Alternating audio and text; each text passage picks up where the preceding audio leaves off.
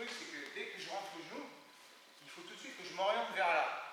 Pour que s'il me tende, je sois stable, ici. Et là, ensuite, je pousse sur le genou. Et là, je vais lui faire ouvrir les jambes. Une fois qu'il a ouvert les jambes, je ne peux plus faire ça. Parce que s'il me tend, avec les jambes ouvertes, je me relève. Okay, je me relève, bouge. Vous voyez, j'ai de l'espace pour bouger. Là où c'est problématique, c'est quand il me contrôle. Et là, je suis comme ça. Ok. Donc, c'est juste pour que vous ayez son instrumental, savoir que c'est un danger. Quand vous mettez le genou, c'est le seul truc qui vous arrive. D'abord sans tête, mettez-vous comme ça, mettez-vous de profil presque. Okay, vous regardez là, okay, et vous mettez la main au sol, ici. Là, voilà. Là comme ça, j'ai des bonnes bases. Je ne peux plus m'envoyer en arrière. D'accord.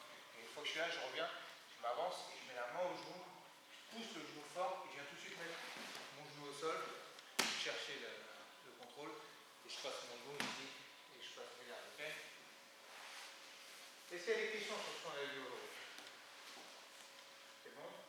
C'est un mélange de basique, et des choses qui sont basiques, okay, des choses un peu plus avancées, mais c'est important de maîtriser tous ces aspects, parce qu'il y a toujours des phases que vous allez vous retrouver soit dans une garde fermée, soit avec votre adversaire en garde fermée. Même si vous faites de la garde ouverte, essayez de fatiguer un minimum votre adversaire quand il est dans la garde fermée, d'accord?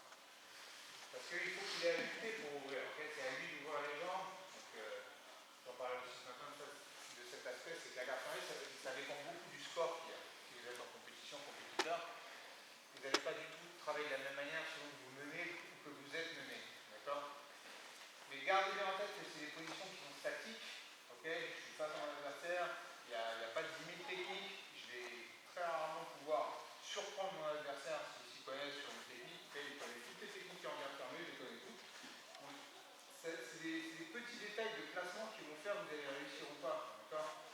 Quand vous combattez contre une